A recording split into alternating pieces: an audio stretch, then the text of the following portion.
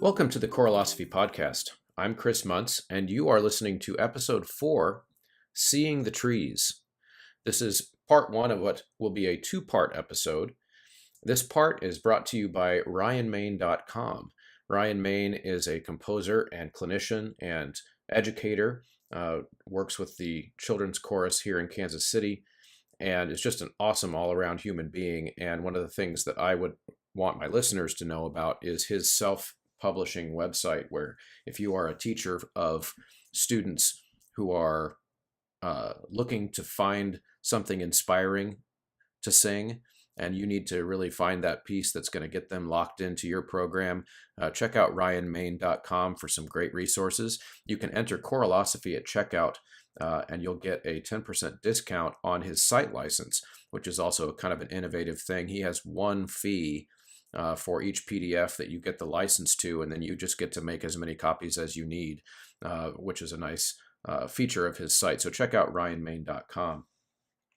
Well, the topic for this episode is something that's been pretty near and dear to my heart for a long time, and that is the concept of seeing individuals in our large ensembles. So the title of the episode, Seeing the Trees, is kind of a play on the common expression, seeing the forest for the trees. And of course, that expression at its core is to remind us that when we look at a forest, we are seeing individual trees. A forest is only a collection of those individual trees. And so, of course, the metaphor to the choral music world is that our choirs are also forests made up of individual trees.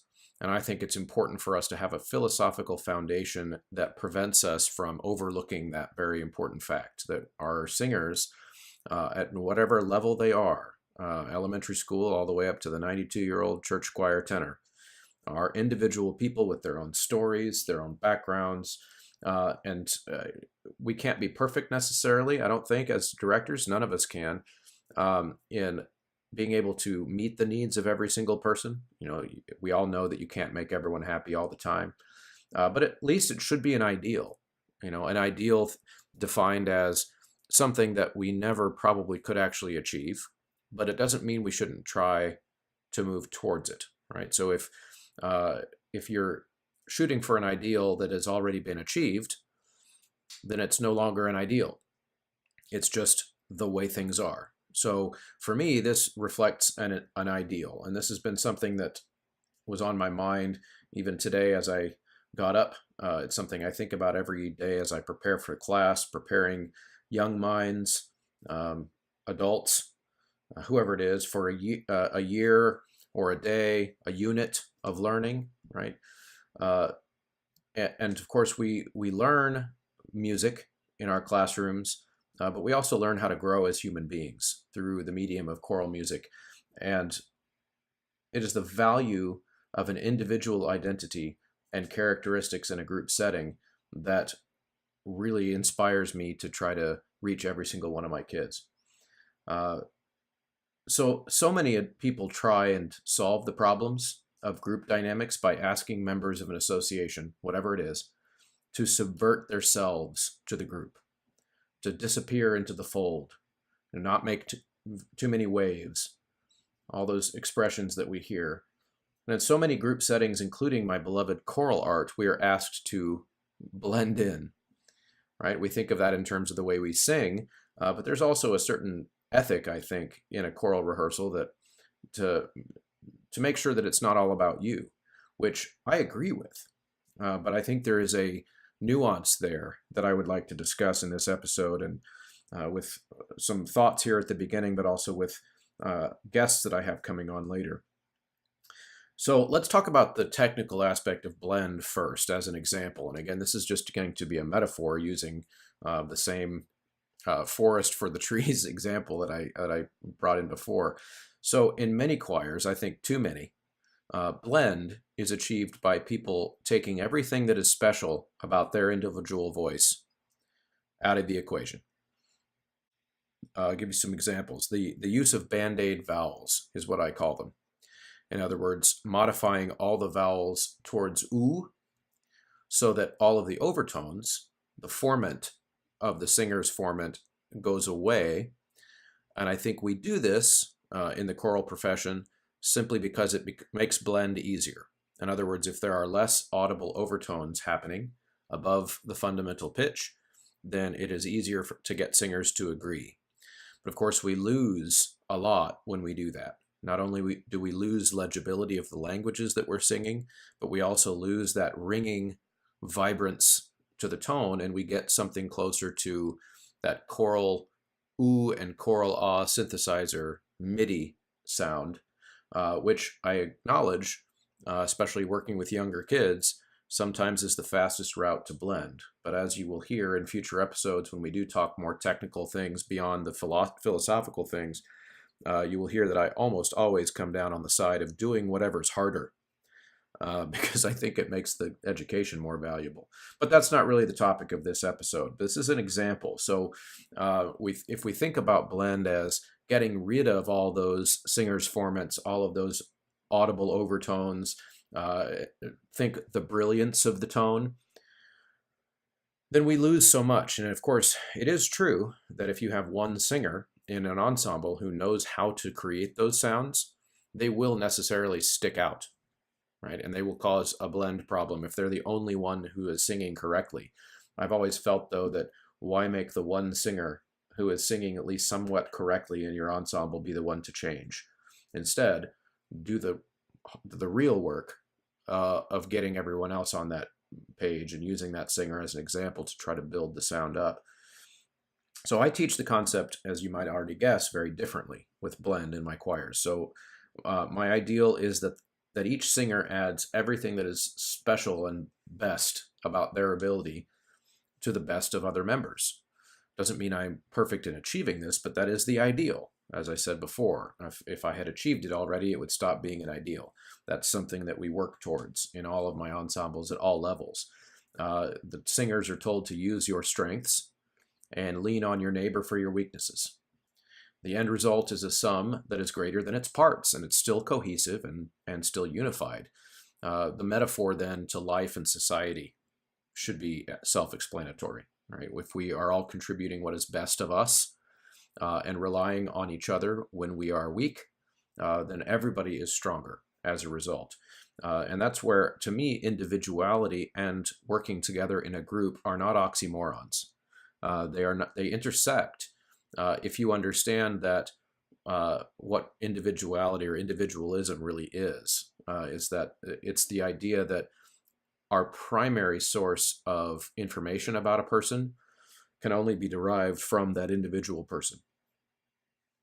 Then their ability to contribute to a group extends from that.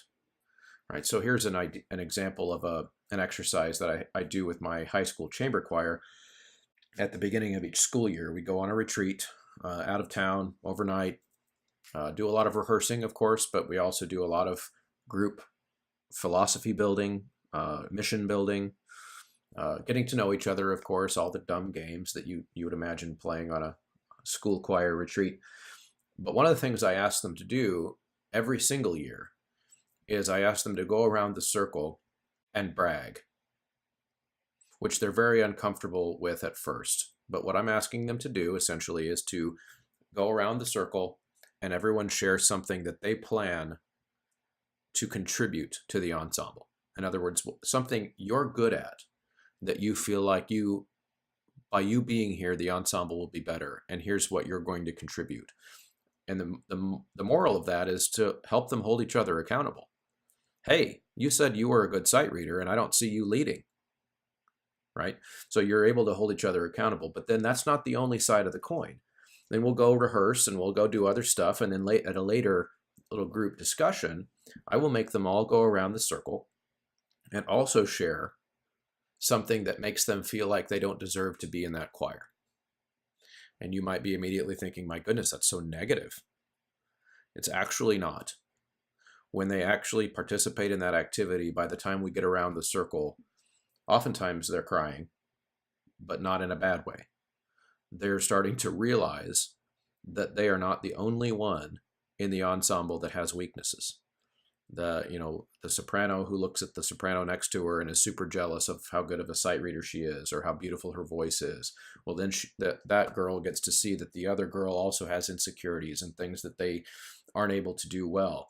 And so what we're starting to do is we're starting to get to know each other as individuals first from the very beginning of the school year. That is what comes first. It's not what does the choir need. It's not what you need to do in order to be a good member of this group. We do talk about that, but that comes later. That comes after everybody has started to understand who the person next to them is. And of course, me as a director, starting to understand who that person is. That is under my baton, metaphorically. I never use a baton, but you get the idea. So I'm going to dive into this topic a little bit more in depth. So a choir is a team. I think most of us would agree. A more generic form for a group of people working together in any capacity, you could call them a team. So I've dug into the dictionary for the definition of the word team, and we're going to talk through it and philosophize just a little bit. So the first definition that usually comes up is a number of persons performing one of the sides in a game or contest. Example, a football team. Okay, another example of a definition, a number of persons associated in some joint action, whether the example here is a team of advisors.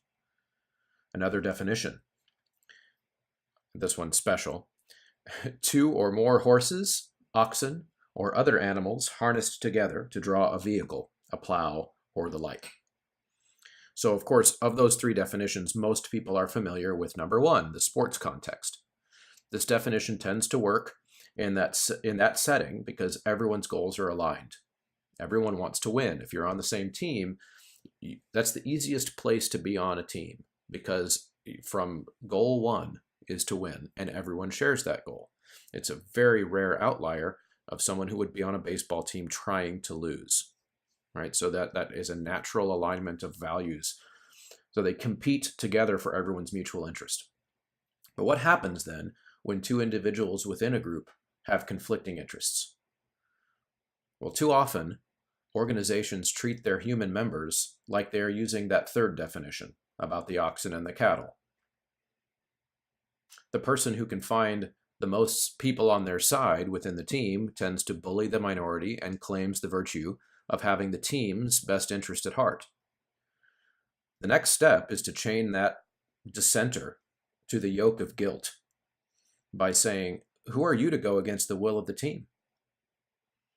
Well, I'm going to make the argument that this mentality is extremely psychologically damaging and something that we should avoid in our ensembles.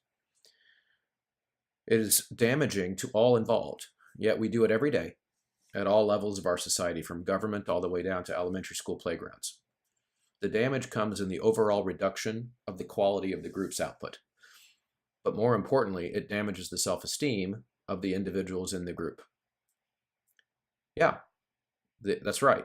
The self-esteem of the individual, I'm arguing, is more important than the output of the group in our ensembles. Why? Because we are charged with educating individual people. I think if we set as our primary goal that group output, then we might actually get less group output. That is the thesis that I am putting forward. And of course, as always on this show, I'm going to try to put together an idea. And if you want to hash it out with me, head on over to Choralosophers, which is a Facebook group, and you can hash it out with me. Of course, we've got rules on that page, so be nice, and I will be nice back. You can also shoot me emails at choralosophy@gmail.com. So taking this analogy further, I'm going to make another claim. There is no such thing as a group.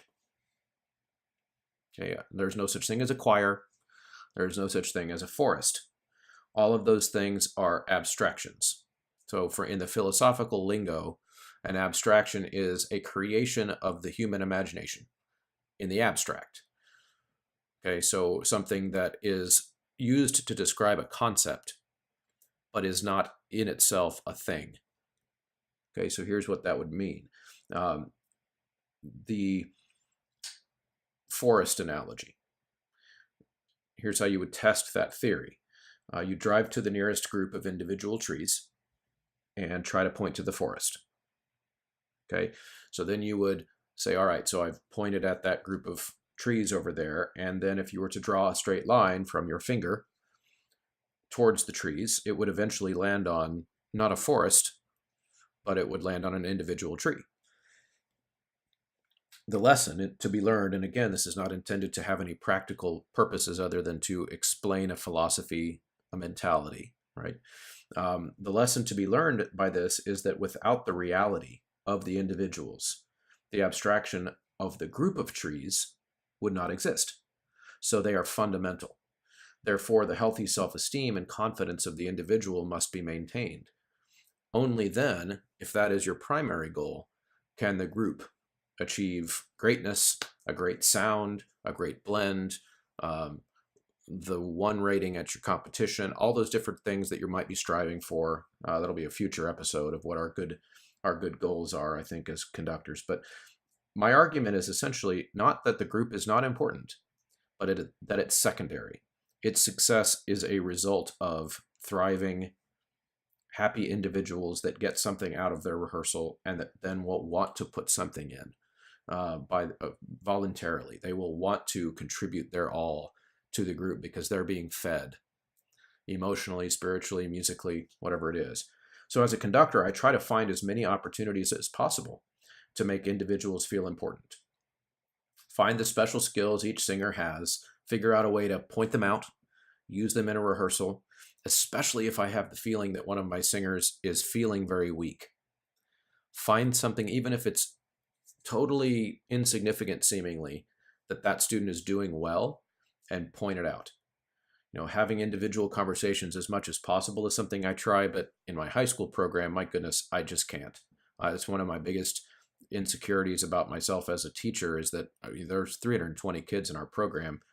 There are 3 full-time staff members in the program, and so between all of us, we might get to all the kids, but I still feel that I should be spending more time with them, but then I also know that there just isn't enough time in the day. But it's something I try. Again, back to the idea of idealism versus actual achievement. It's an ideal. I'll keep striving for it even if I fail. And another example, seeing a shy kid stretching out of their bubble and catching them in the act and praising them for it. These are all different things that I try to do, and oftentimes it embarrasses them, but in the long run, I see them come out of their shell even more. So they're embarrassed by that shout out that you give them in front of the whole choir, but then they tend to then respond by doing that behavior more. I mean, ultimately, people will start giving more of something that they are getting positive feedback for. So those are kind of my thoughts on the topic from a philosophical standpoint. And so what I'm going to do now is transition to an interview that I was able to record previously with Stephen Rue.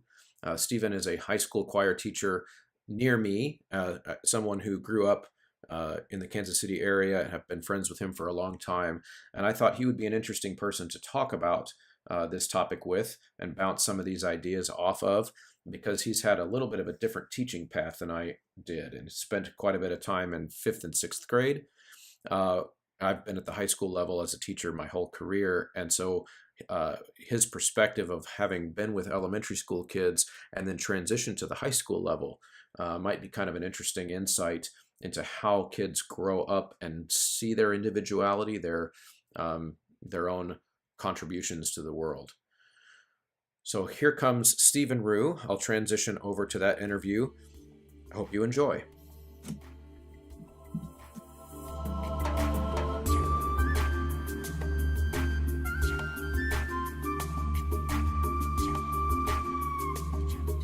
I'm here with Stephen Rue.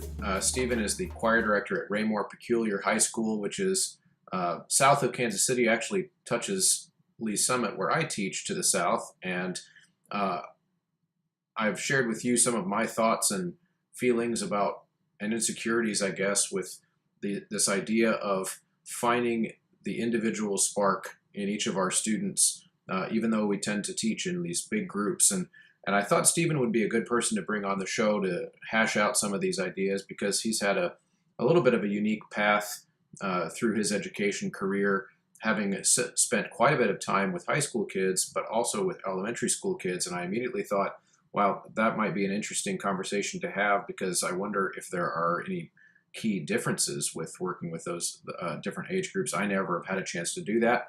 So I thought I'd bring Stephen on to chat about this topic and see if he can enlighten us on some of the things he does in his classroom. So Stephen, thank you for coming on. Yeah, it's my pleasure, man. Congrats on the new podcast. I'm excited to see where this thing goes for you, man. I think this is a great venue for choral directors to talk and kind of get real about what it is we do every day. That's the idea, and I'm excited to see where it goes too, because as with most of the things I do, I have no idea where it's going to go. That's like my that's like not even my that's not a day, that's a week for me. What's happening this week anymore? Right, exactly. So I think we'll start off by kind of framing the conversation in this way, and that what are the big challenges as you see them to getting to know your students individually when you hardly ever see them by themselves. They're always in the big group, maybe 30 or 25 or 50. How do you take time to get to know the individual kid? Yeah, this is actually something I'm really passionate about. I'll get back to my educational background a little bit later, hopefully in our talk. But one of the things that you got to know about me is I did teach for 8 years at the fifth and sixth grade level. So what you need to know about my educational background, just a little bit more about me and who I am as a teacher, is I taught at the middle school level, but then actually the bulk of my teaching career was at the fifth and sixth grade level, teaching fifth and sixth graders, beginning choir students. In fifth grade, I taught general music class. In sixth grade, I had a tremendous sixth grade choir program, and I also currently teach in the school district that I graduated from. I think you and I have that in common, in that we're sort of back home, if you will, for where our roots are.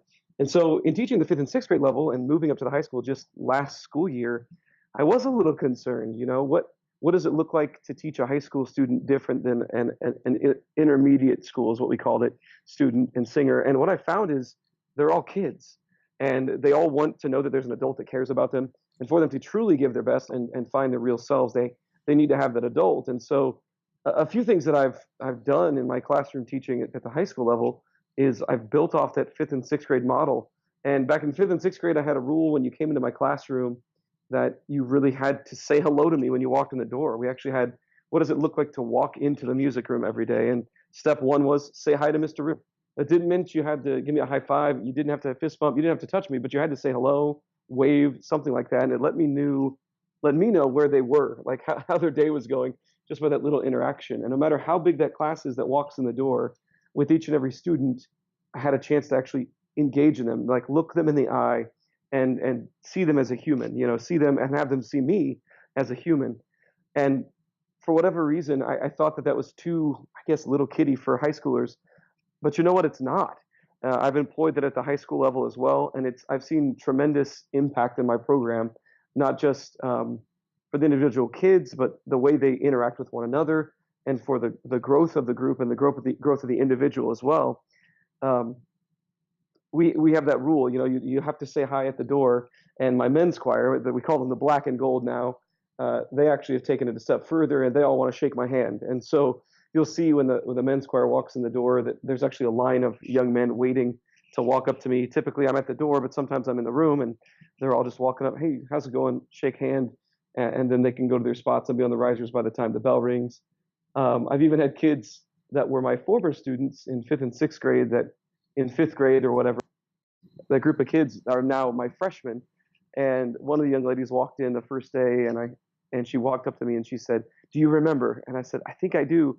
And her and I, Olivia, engaged in our old secret handshake, and we've still done it every single day. So I think that's a small thing, and it seems pretty simple, but I think it can be pretty meaningful for a kid to just literally show them you care enough to say hello, and let them know that you want that interaction. I think that can be really meaningful. So that's a great idea, and I can already see ways to try to implement that, especially in my beginning level men's group. I feel like I can picture my guys responding really well to that. How important do you think that has been for you? In other words, if you could try to quantify, if you could quantify that one interaction that you have with the kids on a daily or almost daily basis, to then in the actual heat of the moment in rehearsal, how does that help you later? I think that's my question. Well, I think it pays off in a lot of ways. We ask kids to be pretty vulnerable when it comes to singing. I've really focused in on what the text means to us and how singing affects us. And if they can't feel like they can be a human and be themselves within your class, there's no way they're ever going to get to that level. Um, Additionally, kids want to feel connected. They want, and they will connect with one another if you model for them a way that they can interact. I also feel like it makes every single kid seen.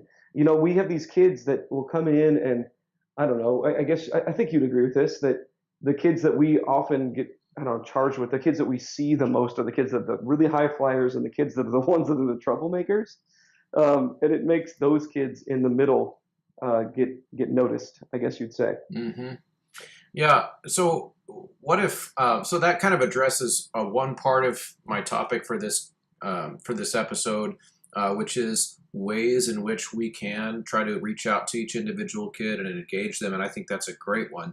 Uh, but I want to ask you a little bit about kind of the other side of my coin, I guess you could say, in this philosophical discussion, which is what about situations, or can you think of any situations where uh, the needs or the wants of maybe an individual student within the ensemble don't seem to be heading in the same direction you are, or heading in the same direction the rest of the group is, and how do you reconcile that? So you've gotten to know them, uh, but there's dissonance maybe with between their goals and the rest of the group's goals.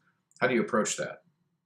Well, I mean, I feel like I've seen that a few times, specifically, with my senior class, kids that are feeling like they're getting ready to leave where we are, and getting ready to head off to whatever that career path is. They're moving on to college, and they really have to kind of start thinking about what this means for me. I've got my audition coming up. What really is in it for me? And there's something selfless about singing in a choir, right? I mean, uh, we're all these individual singers, but we're all a large group trying. We never meet our goals as individuals in choir, despite the fact that it is a very individual thing to sing. So if somebody's in it for themselves, I guess an individual conference is the kind of way I deal with that. And talking to the kids, I will often say in rehearsal, if you're not getting what you need out of this group, that's your fault.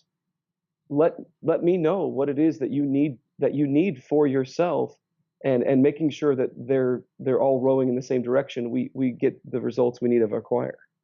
Yeah, I think that's good. I think one of the ways I look at it is, you know, I teach in a pretty large program, so hurting for kids is not really one of the problems that we have on a regular basis. Okay, some years we have down years, of course, and maybe that's created a bias in me in this way. But in a lot of ways, I think of it like if a kid is not getting what they need in our class, I agree with you that an individual conference has to happen. There has to be some kind of a recognition placed on the student, for them to acknowledge what shortcomings they have in the way they approach the class. We talk a lot about mindset in our class, but ultimately, I want them to be fed individually by the class, and not just, I don't want them to just think, hey, you should do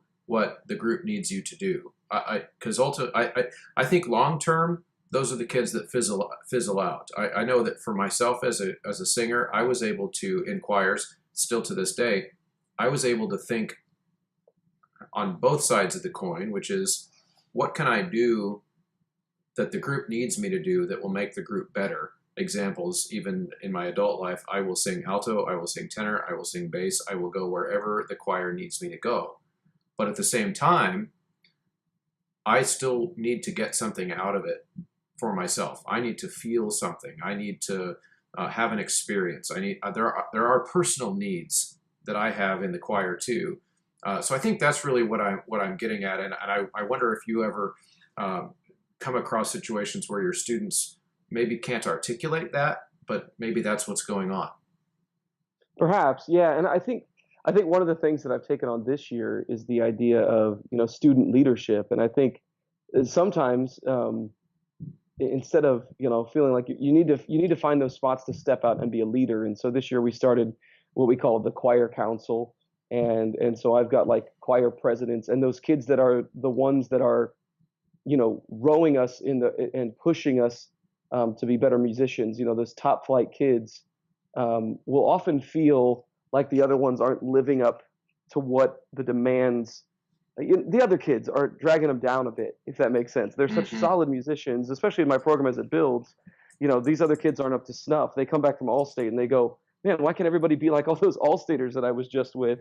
Well, I've tried to empower them through our student leadership council so that they can make some of those decisions, not only just for I don't know, the day to day, the um, administrative parts of our program, but also musical decisions.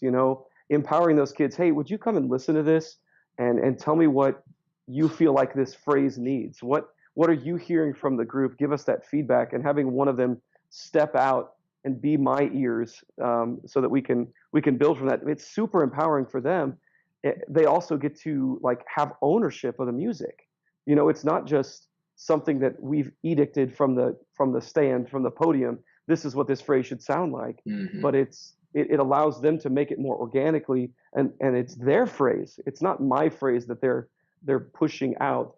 Um, I love Dr. Jeffrey Redding. I know you. I'm sure you're familiar with the Grammy Award that he just won this week, Yeah. and incredible, incredible man. And he was actually here in Missouri. I'm real involved with the Missouri choral directors, as you are as well.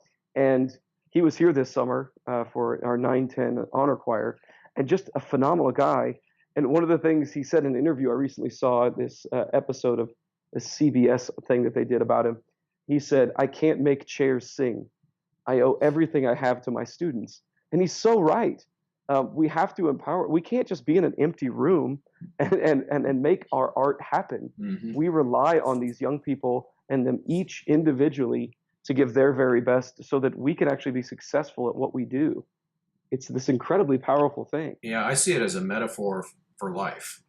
Everything we do in choir, I see as a metaphor for life in the sense that that's no different than how a healthy functioning society is we have to figure out ways to balance our pursuit of happiness and our own goals and interests uh, with ways that we can contribute to our community, ways that we can contribute to the things that go on outside of our home. And oftentimes, by giving our individual best at everything we do, we serve both of those masters. And I find Yeah, that I you're think totally that's right. true. I think you're totally right. And you talk about the individual. It also, quite in a lot of ways, teaches you to be selfless. I mean, you talk about the individual. You need your needs, but you're also every time you sing with other people, you're giving them a gift. You're Hmm. giving them your voice, and there's things you can't do individually as a vocalist that you can most certainly do as a choir. Right? Yeah. I think since this podcast has osophy built right into the title of the show, this I thought osophy was its own word for a second. I was going, what is that? yeah, no, it's the philosophy of choral music, I and get it. so No, I get it. right, It's and catchy. It's catchy. yeah. Although I have had lots of comments already on, or not, I shouldn't say lots, twice. Somebody said I thought it said colonoscopy for a second, Oh, and then I had to do a double take. But if well, that just means you're really digging in, Chris. You're right, just really okay, you're that going really deep. I mean, you're not afraid to talk about all yeah, the. Oh, I can't. yeah. I can't say that word. This Yeah. this is a clean podcast, Sorry. Stephen. Yeah, Sorry. it's Sorry okay. about that. Sorry It's all about right. So yeah, so I think that uh, I will dive down this rabbit hole just briefly. that.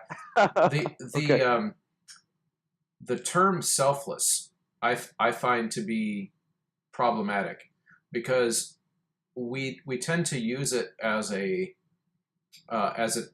opposite of selfish, and then we also tend to use it with the assumption that it is good.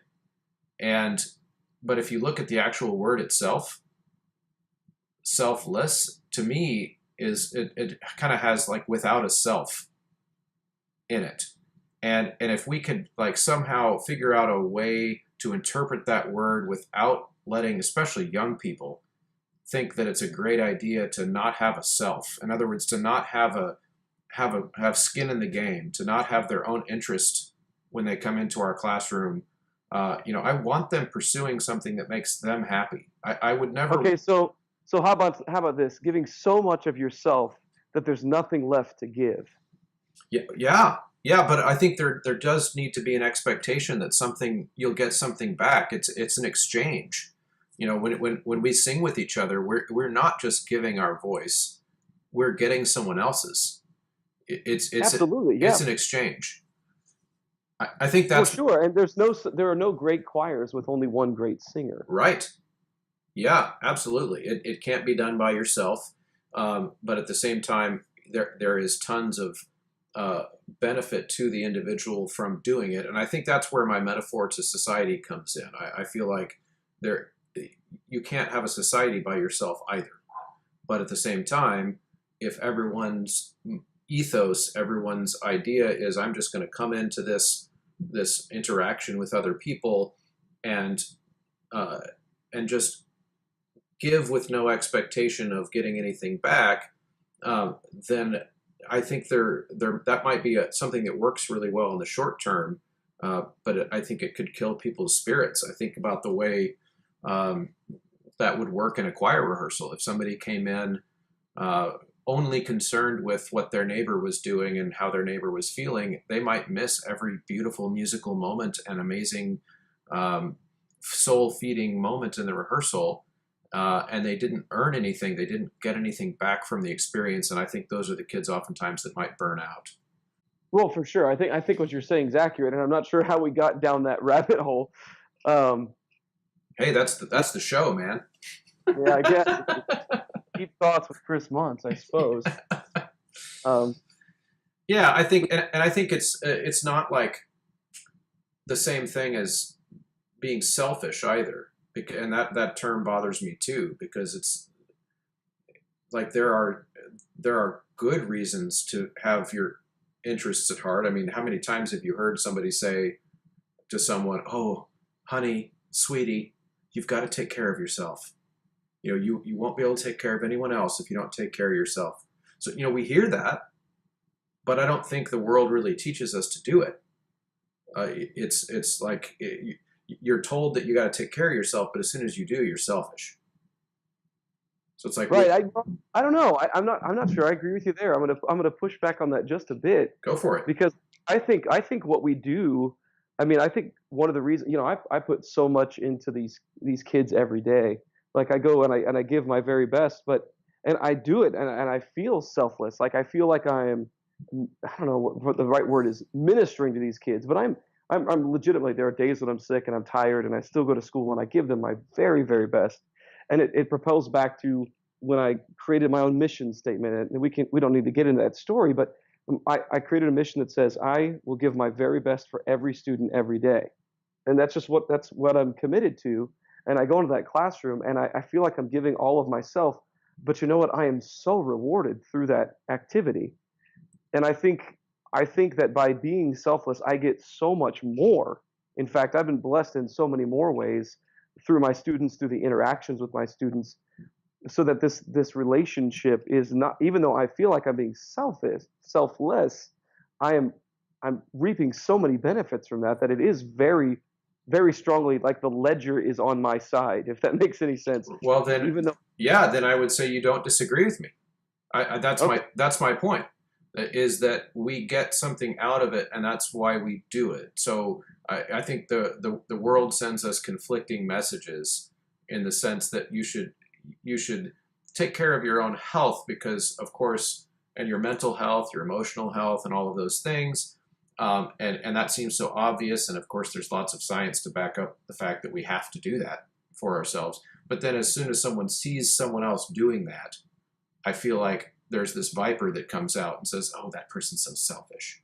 But in reality, you and I both, we agree that we go in, we give everything we have to our kids, but we do get something back. So, we're not, at least I don't leave my school day feeling like I've been spiritually drained, because even though I pour out my spirit, they pour it back in. Right. It's How Full Is Your Bucket, my friend. You ever read Right? that book? Yeah, haven't read the book, but I've heard references to it. Yeah, it's really true. I mean, it's a very simple idea that all day long, someone's either taking something out of your bucket or putting something into your bucket, Hmm. and you have a certain reserve of whatever is you that you pour into other people, and they pour it back into you.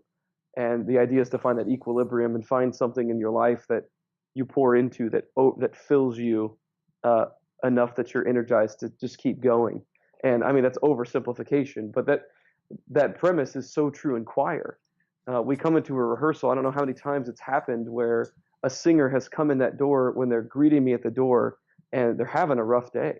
You can tell just in that greeting, and that's really why I started doing that at the fifth and sixth grade level. They say hi, and you can tell something's going on, and they start to say, take a breath. You can do this. And by the end of rehearsal, they're coming up saying thank you because I'm having a much better day today, right now than I was when I came into this class. And that's Hmm. so true. That's true for me as well. And one of the things you talked just a little bit ago about how, I don't know if you use the word character ed or that you talked about like encouraging kids to grow as individuals as well. That's something I've taken on. I've given on like in class time. I have a big screen TV in the front of my classroom, which I'm blessed to be in a pretty new space where I'm teaching. And I have a quote of the day that just is up there on the screen. And after our sight reading, right before our sight reading, in fact, we have our warm up to start the class. And then our sight reading to follow. In between those two things, I have someone read the quote of the day. And sometimes they're, a little funny, but a lot of times like, they're very, very moving quotes that make you really think about who you are as an individual and how you can grow as a person. Things like we had one last week that said, "Did you really have a bad day, or did you have a bad 10 minutes that you whined about all day?" And That's great. I love that. just that mindset of, did you really, or and just helping kids see that they're in control of their destiny. No Hmm. generation has ever had more at their fingertips, and if they can just choose to approach what they're doing with the right mindset, they will find success. And I find that to be the. I know I teach choral music, but I really find like I don't teach choral music. I teach kids. I mean, that's really what it's all about. I teach high school students to be better people when they leave my classroom than when they came in. I find choral music to be an incredible like instrument for that. It's But almost it like it's almost like an access point. It opens up their vulnerability for us to be able to get in there and I jokingly say brainwash them into being better. Well, my kids do joke that choir is the closest thing to a cult that can be allowed at school. So, Yep. I mean, that's a thing. We come together and, we use the Takadimi rhythm system in my classroom. And so, they come in, and, someone walked in while we're going, Takadimi Tadi, Takadimi Tadi. They're going, they're thinking that we're chanting some crazy cultish thing. And then we have our hand signs that we use for solfege. I mean, it really is, to an outside observer, an alien that came down to observe our classroom, they would think that this was some sort of religious or cultish behavior. Yeah, Um, absolutely. I mean, even in my class, I made armbands. Geez Louise, we have these armbands I gave out that say "a place to belong." That my kids, I give to each of them, and then as we recruit for the next year, they give to their friends and introduce them to me. And it's just, it is. They all have their own different clothing, that matches. You're right. We are a cult, and I'm very proud of it, I suppose. That's great. So, what about challenges that you've seen or advantages? Kind of switching gears a little bit, switching over from the elementary to the high school. Tell us a little bit about that, because for those listening, Stephen's got a unique situation where he's moved from the elementary school in the same district up to the high school, where a lot of those kids are now grown up. And you said the story earlier about the girl who remembered your handshake and all of that. Are there challenges that go along with that? You know, I find less challenges. In fact, I'm sort of scared of the years when I don't have that connection with the kids already.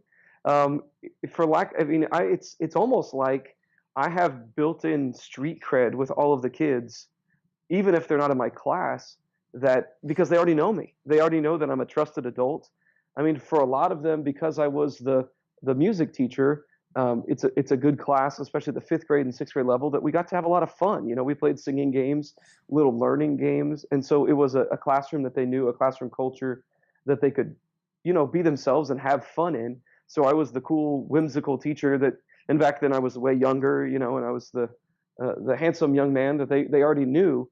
And so, moving up to the high school level, I was actually, to be honest, Chris, I was pretty terrified about, just moving up and taking the reins of the high school program. And the day that I knew I was going to be okay has to do with relationships with kids I already knew. I remember vividly the day before school started last school year, which was my first year at the high school. We have this day called Freshman Preview Day. And basically it's a half day where they just have the freshmen come in. None of the upperclassmen are there besides our like student leadership team that are there to just lead the freshmen on tours. The kids come in, they practice riding on their bus. We have assembly and they get to meet the teachers in the building. We play games with them. And that freshman preview day, the buses pull up and I'm on like hallway duty, standing right inside the doors to where the freshmen are now coming in. The buses unload, all the kids come by. I'm seeing kids like, oh my gosh, Mr. Rue, it's great to see you. Oh, it's great to see you. I mean, the various hugs, people coming up and giving me high fives, just saying hello. And that was a great interaction. But when I knew I was going to be able to make a difference at the high school was a little bit later. A young man came in a little bit late, and I was still out in the hallway kind of talking with one of our staff members. And he came in. He had obviously, either missed the bus or wasn't not in a situation where the bus was going to happen. He was late. So here he is, his first day, first thing for high school. And you could see just as he walked in, long hair, bangs hanging in front of his eyes, head down. His posture was such, this is a terrible day for this kid. And he walks in those doors, and I could just tell, this is not going well for him. And he looks up. I said, hey, are you running a little late? And he looks up, he sees my face, and he goes, Mr. Rue. And I go, Corey, oh my gosh, man, it is great to see you. And his face changed within that instant from a kid who was scared to death to, it's going to be okay. And to be honest, I echoed his emotion. I was like, I'm going to be able to make a difference for kids just because I know these kids. They're already my kids. And it's been a tremendous blessing for me. And I'm scared to death for when I have to start from scratch with those kids. But hopefully by then I've developed kind of a culture in our classroom and in the environment of what we do that it's just going to be something that's going to happen organically, and the program's going to grow because of it. Yeah, and I'm sure it will. I think you'll get to that point where those kids that you had in elementary school will filter out, and but of course they will have left behind a tradition That's my hope. Yeah, yeah. We call it a legacy. I've already had those conversations, with my seniors that left last year. That you guys started a legacy here that you're going to be able to come back and visit in a decade and go, I helped to make this happen. Yeah, and that's exciting to me, and I'm hopeful that I can live up to those high expectations that they have and that I have for this program. That's just awesome. And I imagine I hadn't even thought about the angle of just overall program growth in the short term that could come from the fact that I'd imagine at the fifth and sixth grade, did you have the entire school at some point in music class, or about half the school? So, how did that work? yeah, okay, so there were two fifth and sixth grade buildings. We called them intermediate schools, and so in our district, I had 50% of all of the fifth graders that would ever so I had half of them. In the sixth grade level, I had about 70%, 65 to 70% of the sixth grade from my building, which I guess would be overall, I don't know, I see. something like 40%. But I also coordinated across the district. I was kind of the lead team teacher for several years. And so even though I wasn't teaching at the other building for fifth grade, one of the things, and this is silly, but one of my favorite things to do is develop like learning strategies. I actually get to talk with, look it up later. I guess I could share a link with you, buddy. It's a different topic for a different day. But me and my buddy Caleb Zustiak, who's a fantastic teacher in Missouri here, He's done in Festus. We call ourselves the Hawaiian Shirt Guys, and we create these like little like learning videos and things. And I have all these silly strategies for like teaching the treble clef and all these funny videos. Like I make it up a bass clef song. So I've created all these videos, and so despite the fact that I didn't teach at the other building, the other teachers at that building were using my materials, and so they all know me already because I was either the guy that they had in class or the guy that they saw in the videos. Ah, So okay. that makes sense. So a bit of a local celebrity, if you will. And so, yes, I mean, I was connected to virtually every single student that came through fifth and sixth grade at Ray Peck knows who Mr. Rue is. Okay. So, by the way, are those videos available outside of the district? Could our Yeah, listeners see them? well, I will share with you a link to a Padlet that Caleb and I set up that have some of that stuff. Um, it's something that I'm trying to keep, and Caleb and I have chatted about perhaps uh, developing a little bit bigger, if that makes sense, into something. Like something So that you could package? yes, down the Yeah. road, it might be my Chorosophy podcast when I find some time. It might be the thing that I dive into and do a lot of. But That there's that name's already tons of taken. well, I know, but I'm using that. My Chorosophy will be the Hawaiian Shirt Guys. But yes, I I mean, see. through that, I have connected with all the kids. I also coordinated for 8 years, I guess. I took all of the sixth graders across the district to go sing the national anthem at the Royals game. And so not only was I the cool guy on the video, but I was the guy that they got to go hang out at the Royals game with and go sing on the stadium. So there's definitely some goodwill built up with me and the kids coming in the next 3 or 4 years. That's great. Of Great Peck. So yeah, it's. I feel like I'm going to get this boom of kids, and we've seen it already. But I mean, you talk about your program, and I sit here and I go, my gosh, I would love to see those numbers, but part of me goes, man, at some point, if you get to those sizes, how do you do it, Mr. Muntz? How do you stay connected with every kid? Because even I feel like we grew this year. When I took over the program, there were 89 singers, and now we're at 210 or so. And Hmm. I've already like said to some of my kids, man, I miss seeing you all the time. Like I Yep. don't get to have that one-on-one attention. So, and I think that sort of relates back to what we're talking about here, right? How do you connect with every kid when if legitimately you had to if you took 30 seconds to talk to every kid, you would have 0 minutes left in like your week to do anything and to teach any music. Yeah, it's true. We're about 320 right now, and the answer to your question, unfortunately, is we don't. I don't get to connect with them. We do have a staff of 3 full-time people, so we have 2 teachers and an accompanist, and I'm sure that between the 3 of us, our reach is bigger. But I do put a lot of pressure on myself as the head of the program to somehow figure out a way to connect with every student. But the reality is, that some do slip through the cracks. It's one of the biggest regrets that I have about my job, is that I can't reach out and connect with every kid every day. Right. And you know, I talked one thing I tried this year. Our principal's real big on, you know, finding an initiative for your year and finding something you commit to your professional growth plan, et cetera. And what I put my onus on this year was student leadership, was trying to empower the kids to do more because I can't do anymore. And I wonder if, and I'm hopeful that as the program grows through that student leadership model, I've actually trained some of my kids on how to engage their classmates so that they feel more a part of what we're doing. I don't know if that's something you've thought about, but We actually started something like that this year too. It's in its first year of me having kind of a chamber choir, concert choir. Our 2 top groups have a team of leaders, 8 section leaders, that work together. I'm going to tweak it for next year and make it more effective, but it's something that we have started fooling around with a little bit.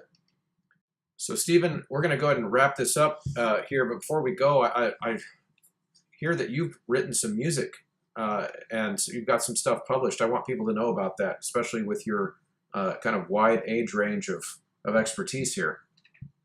yeah, but well, yeah, I appreciate you bringing that up. I'm excited to be exclusive with Ryan Main and RyanMain.com. I actually understand that he's one of your sponsors there. He is. And yeah, Ryan's a buddy of mine, and him and I I should say he started the Youth Chorus Kansas City a couple summers ago, and he brought me in as a clinician to kind of help him kick off that group. And one of the things, as we were starting a new group, he didn't have much of a budget for music.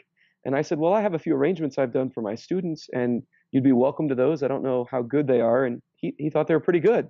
And so he asked, after we were done going through the process of the youth course, if he could publish those. And so RyanMain.com. And one of the things I challenged Ryan with, and he's such an amazing guy, is that I'd like all my pieces to have a site license.